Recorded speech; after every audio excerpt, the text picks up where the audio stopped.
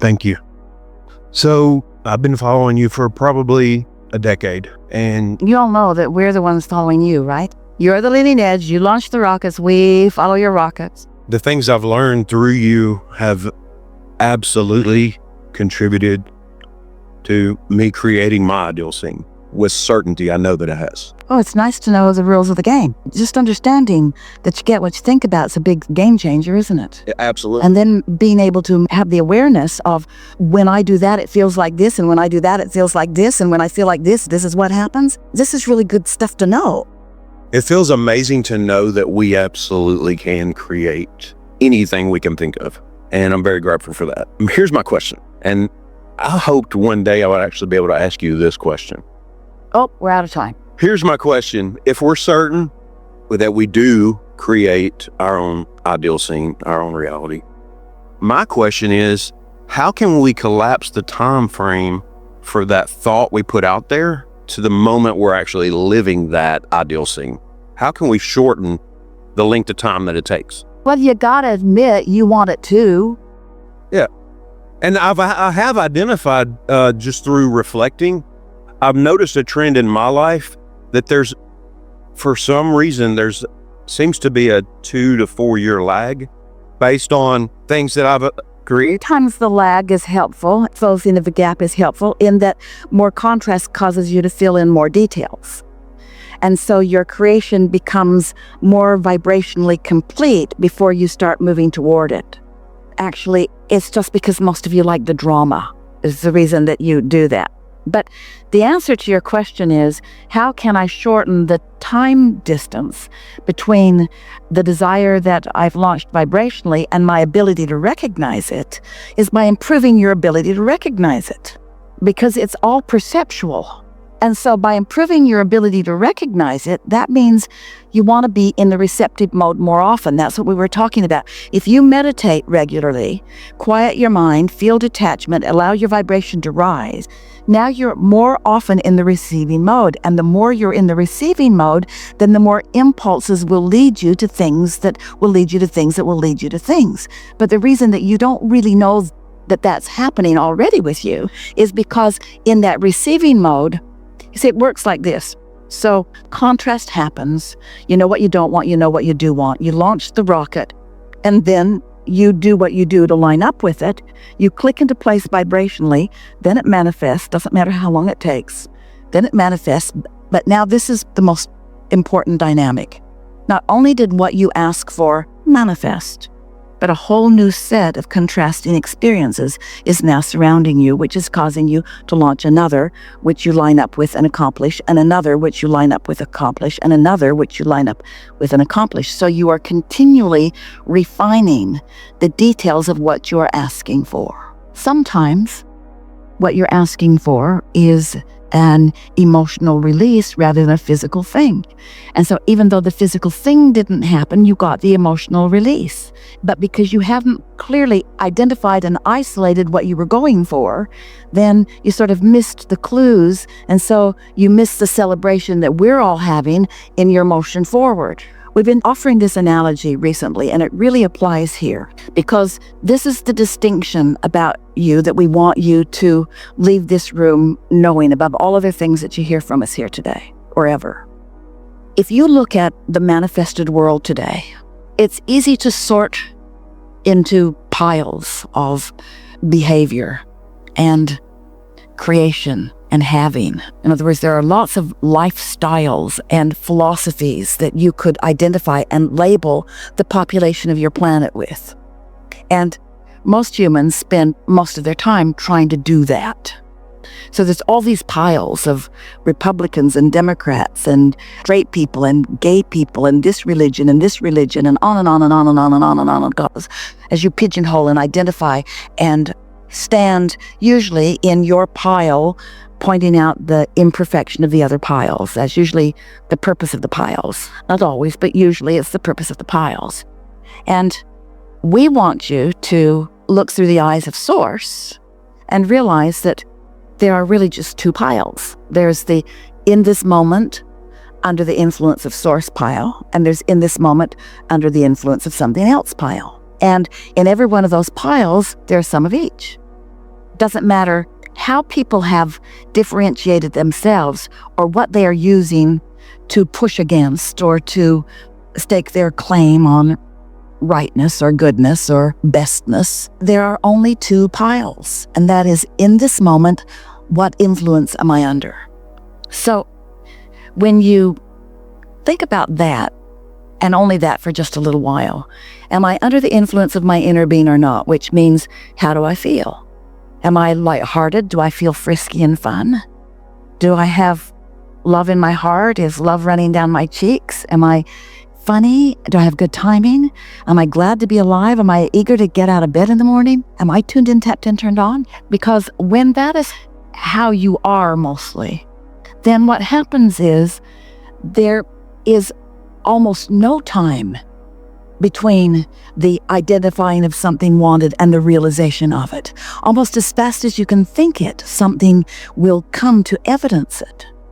We, for a while, were playing games with you. We'd say, make a list of things that you're not worried about and just focus on them for a little bit and then watch how fast the universe brings those things to you. But if you take your issue that you've been working on for a long time, and that's what you focus on, then you bring your complicated issue forward. It's an issue, so you're not under the influence, and so it's a struggle, and so then it seems like it takes a really long time. And so here's the really powerful, important answer to your question. Humans, where did you get this? Humans, we know where you got it, but we don't want to spend a lot of time on talking about where you got it. Humans, and we don't mean to sound so blameful, but humans, what you do is you stand in almost a perpetual state of defensiveness because of all those piles. All those piles make you defensive because there are people in other piles looking at you.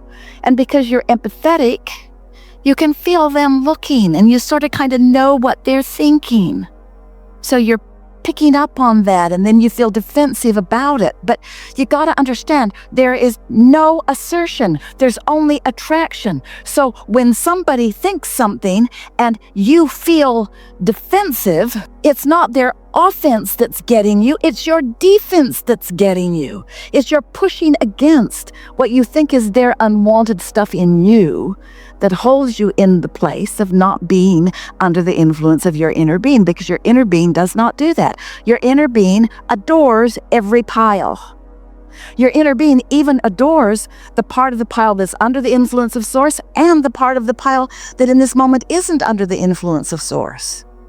So how do you close the gap? You get under the influence of Source. And the more you are under the influence of Source, the faster things unfold for you. Are we better served to focus on specific tiny little details of how we want certain things? Or does that actually push it further away? Because what a good question. It depends on whether you're under the influence of Source or not. If you're under the influence of Source, the more detailed, the sweeter it tastes. If you're not under the influence of Source, the more detailed, the more you want to spit it out. Isn't that true? It's sort of like knowing when to push on the gas. Once you got control of the vehicle, then go really, really fast. But until you've got control of it, slow down and get control of it. And so the rule of thumb is, the better you feel, the more detailed you want to be. The worse you feel, the more you want to go general with it. You see, the details have already been identified by you. Your vortex, there's enough in it to keep you busy for 20 or 30 lifetimes. And while you are continually adding to it, that vortex is ripe and ready to begin delighting you. It's time for you to cash in your chips. It really is.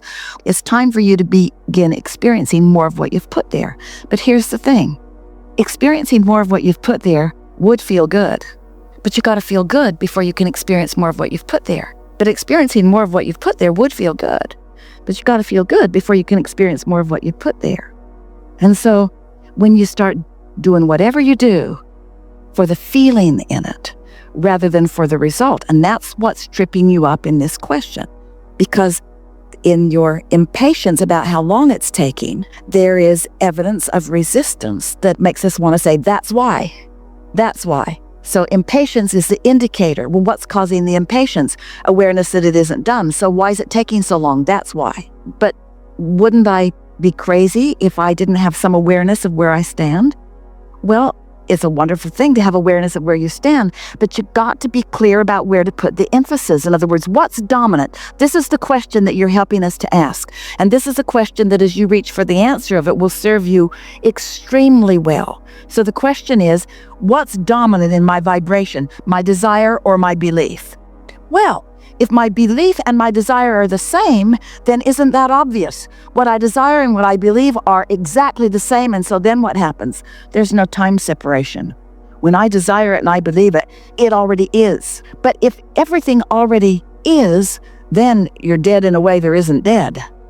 So you want to embrace the fact that the gap is a good thing. There's always going to be something you desire that hasn't manifested. That's why there's all that joy in that journey. So a diminishment of impatience is a good thing. Well, how do you diminish impatience? By anticipation.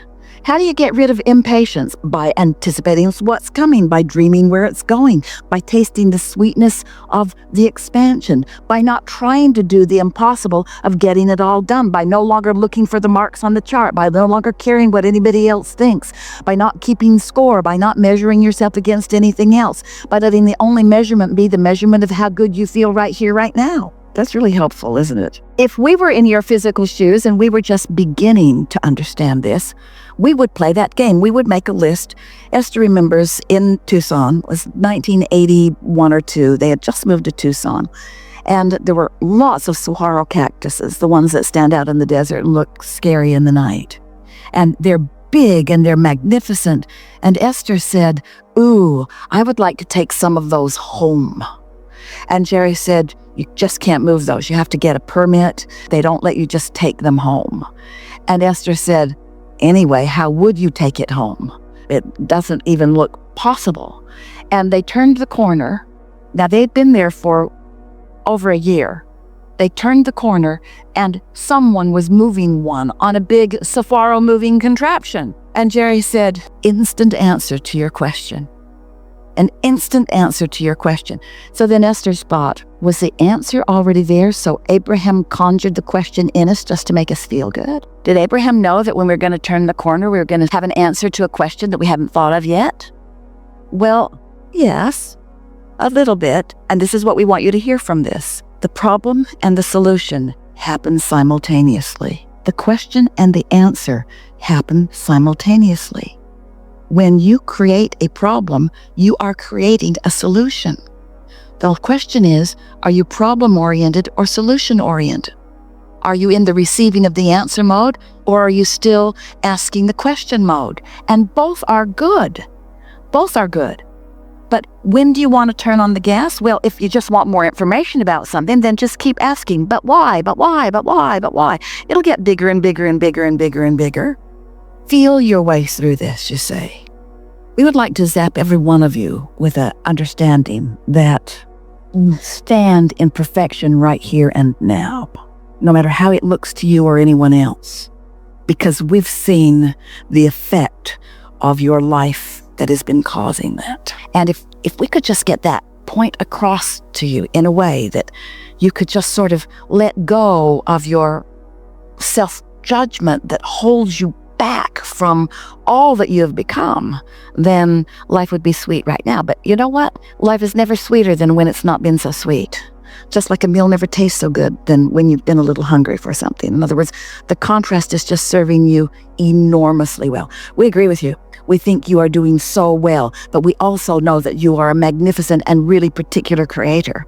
And we also know you will never get it done. And so the question that you've brought to this forum is, how can I be satisfied in my incompletion? How can I be thrilled about my flaws? And the answer to that is by understanding that the incompletion causes the completion, that the not knowing causes the knowing, that the confusion causes the clarity, and that it all mixes together, and that it's all a good thing. And what then happens is, as you discover your willingness to be really nice to yourself in that mix of vibrations, then you discover the deliciousness of being able to feel good about all others. The way you feel about society in general or at large is really the way you feel about yourself. If the world feels like it's beating up on you, then you got some stuff going on. The world isn't beating up on you, you are.